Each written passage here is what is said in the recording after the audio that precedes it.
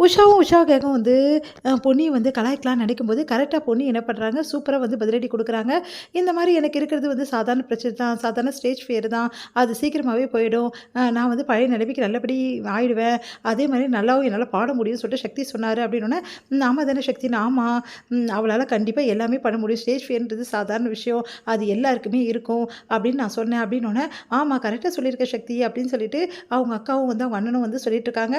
அத கேட்டு வந்து உடனே வந்து சொல்றாங்க, இங்க பாருங்க, எனக்கு இருக்க பிரச்சனை கண்டிப்பா சீக்கிரமாவே நானே தீர்த்துருவேன். கண்டிப்பா நான் பாட ஆரம்பிப்பேன்னோன, பார்க்கலாம், பார்க்கலாம். நீ பாடுறியான்னு சொல்லிட்டு, முதல்ல பயப்படாம இருக்கியான்னு பார்க்கலாம். அப்படின்ற மாரி சொல்றாங்க. பார்க்க தானே போறீங்க அப்படின்னு சொல்லிட்டு சக்தி வந்து சொல்றாரு.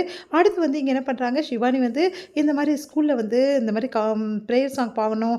அதுக்கு வந்து பொன்னியத்த நீங்க சொல்லி தரீங்களா? அப்படின்னு சொல்லிட்டு கேட்குறாங்க. உடனே வந்து பொன்னியும் வந்து பாடி சொல்லி தராங்க. அதில வந்து சிவானி சூப்பரா பாடிட்டு வந்து, அத்தை நீங்க எவ்வளோ சூப்பரா வந்து பண்ணீங்க தெரியுமா? செமையா இருந்தது. நீங்க வந்து சொன்ன மாரியே நான் பாடினேன். எல்லாருமே என்ன பாராட்டுறாங்க அப்படின்னு சொல்லிட்டு இருக்காங்க. இவளா சொல்லி தந்தா அப்படின்ற மாரி இவங்க வந்து பொன்னிய வந்து எல்லாரும் கிண்டல் பண்றாங்க. அப்ப ஜெயா வந்து இவ சொல்லி தந்து நீ பாடுனியா? அப்படின்ற மாரி சொல்றாங்க.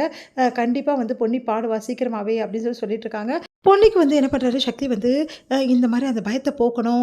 அவளுக்கு வந்து மேடையில நின்னு பாடணும் அப்படின்னு சொல்லிட்டு நெறைய வந்து ட்ரைனிங் குடுத்துட்டு இருக்காரு. பொன்னி கூடவே இருக்காரு. பொன்னிக்கு வந்து நெறைய உதவிகளும் செஞ்சுட்டு இருக்காரு. இதெல்லாம் பார்க்குற பிரீத்திக்கு செம்ம கடுப்பா இருக்கு. சக்தி வந்து தொடர்ந்து வந்து வேலைக்கு வராம இருக்கிறதும், அதே டைம்ல லீவ் போட்டு பொன்னி கூடவே இருக்கிறதையும் பார்த்த பிரீத்தி வந்து செமையா கடுப்பாயிடுறாங்க. பொன்னிக்கு வந்து மியூசிக்கல் இன்ஸ்ட்ருமெண்ட் வாங்கி குடுத்து சக்தி வந்து பாட சொல்றாரு.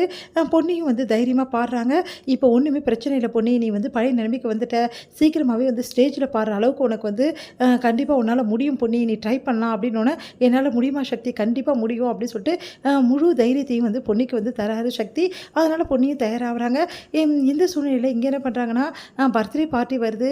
வந்து பவானியோட ஃப்ரெண்டோட பர்த்டே பார்ட்டி.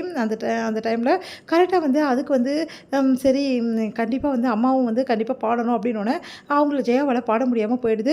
அந்த டைம்ல கரெக்ட்டா பொன்னி போய் சூப்பரா பாடி அசத்துறாங்க. அதனால எல்லாருமே ரொம்ப சந்தோஷமா பொன்னிய வந்து பாராட்டுறாங்க.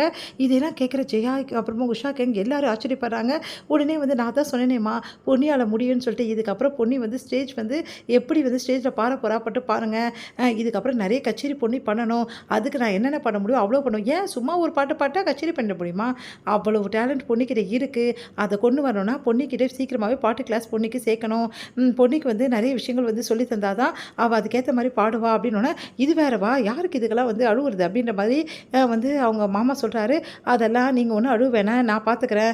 பொன்னிக்கு எது தேவையோ வந்து நான் பண்றதுக்கு எனக்கு உரிமை இருக்கு இல்லையா? அப்படின்னோனே, அப்படியே பொன்னி பார்க்குறாங்க. கொஞ்ச நேரத்தில பிரீத்திக்கு செம்ம கடுப்பா இருக்கு.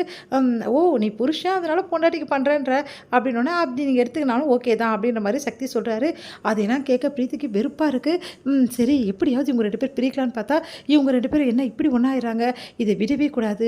எப்படியாவது இவங்க 2 பேர் பிரிச்சே ஆவணும். அதுக்கு என்ன பண்றது? அப்படின்னு சொல்லிட்டு பிரீத்தி வந்து யோசிக்கிறாங்க.